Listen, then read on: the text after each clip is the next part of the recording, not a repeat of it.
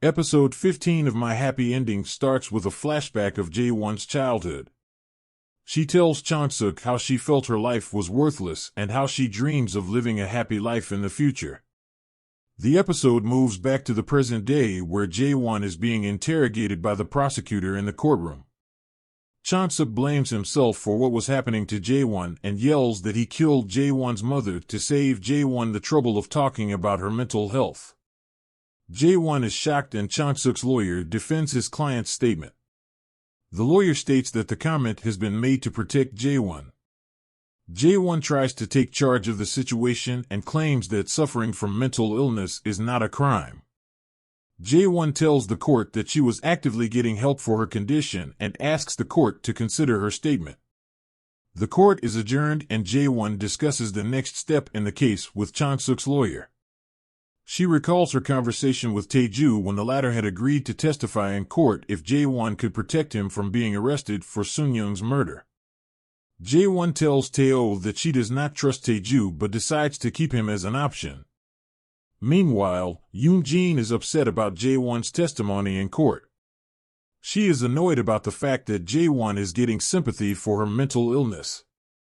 Yoon-jin meets Yoon-jae and asks him to take care of Tae-ju.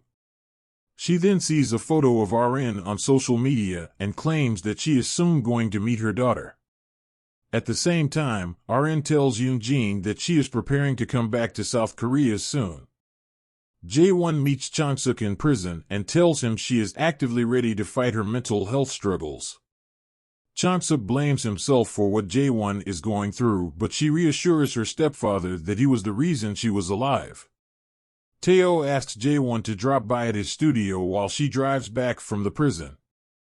Meanwhile, Yoon-jae shows up to kill Tae-ju. He strikes him with a knife and leaves Tae-ju's bleeding body to drown in the lake. Yoon-jae tells Yoon-jin that he has successfully killed Tae-ju and she rejoices. The next day, Tae-oh and Jae-won are concerned about Tae-ju not being able to make it to the hearing, but Yoon-jin looks cheerful. The doctor who had treated Jae-won's mother testifies in court and gives his testimony in Chang-suk's favor. However, during cross-examination, the prosecution tries to prove Chang-suk's guilt. The court orders for Tae-ju to sit as a witness and to Yoon-jin's surprise, he shows up in court. A flashback shows Tae-ju swimming out of the lake after only being stabbed through his wallet. Once inside the courtroom, the judge allows Tae-ju to testify even though he is being investigated for Sun-kyu's murder. Tae-ju's testimony helps Chang-suk's case as he confesses how Jae-won's mother had tried to end her life by drinking the pesticide to manipulate Chang-suk into giving her mother. The testimony helps Chang-suk drastically and he receives a suspended sentence and is found not guilty of Jae-won's mother's death. Detective O arrests Tae-ju for Sun-kyu's murder as per their premeditated deal. Yoon-jin feels defeated and gets upset upon hearing the judgment. On her way out, Yoon-jin meets Tae-ju who was held in a cell nearby. Tae-ju asks Yoon-jin to arrange 1 billion won in exchange for the original video of her killing Sun-young. Meanwhile, Tae-oh and Jae-won celebrate Chang-suk's release with some drinks at his house. Chang-suk forces Tae-oh to drink more, leaving him drunk by the end of the night.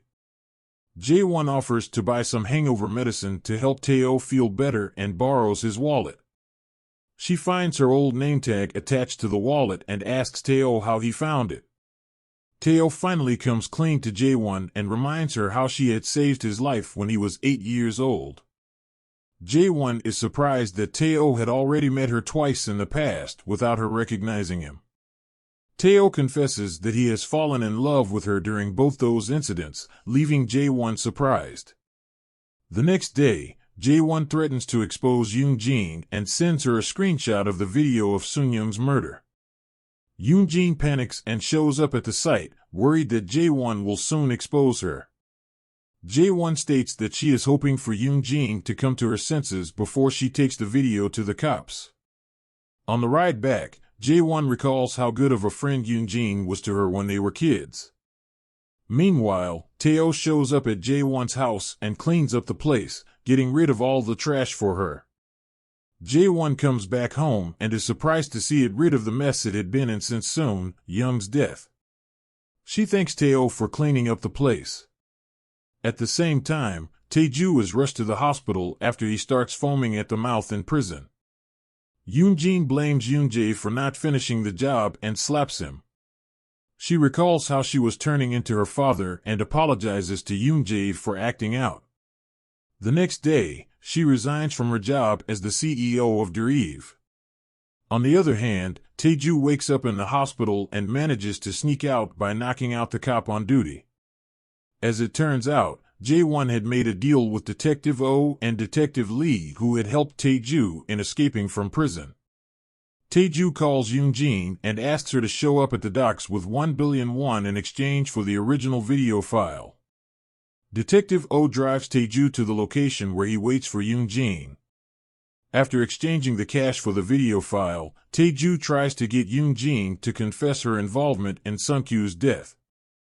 Yoon-jin states that she had killed Sung-kyu because he continued to sing Jae-won's praises. Yoon-jin asks Yoon-jae to kill Tae-ju, and Detective Oh, Tae-oh and Jae-won, who were listening to the conversation from the phone, rush to save him. Yoon-jin notices the cop and flees in her car. Meanwhile, Detective Oh arrests Yoon-jae with Tae-ju's help. Jae-won meets Tae-ju and tells him she had made a deal with Detective Oh and adds that he will be freed from prison due to his help with the case. The next day, news about Yoon-jin's involvement in the murders of Sung-young and Sung-kyu spread all over the news. Meanwhile, Jae-won resumes working as the joint CEO of Revie, and the employees are happy again. The company flourishes under Jae-won's leadership, and Tae-oh praises her for being so good at managing work as well as her mental health now. Tae-oh and Jae-won discuss the fact that RN was returning from the USA all by herself. However, on the drive to the airport, Jae-won realizes that Yoon-jin is going to go after RN, as she is the only thing in her life that Yoon-jin never had.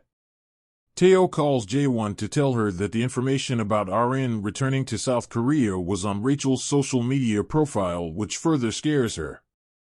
The episode ends with Yoon-jin meeting RN at the airport and taking her along with her, while Jae-won rushes to the airport worried about her daughter. The episode review. No matter how hard Jae-won tries to escape the drama won't let her escape. I cannot comprehend how she thought it was a good idea to let RN travel alone. I am sure Sung-young would never let that happen, which makes me miss him all the more. Not only that, but given the circumstances that RN was sent to the States, who thought it was okay to have critical details about her flight and her return to be posted on Instagram. The writers were only trying to instigate more drama, as the show has seemingly run its course with all loose threads being tied together. As terrifying a hitman as Yoon-jae was, I would never trust him to handle my murders for me.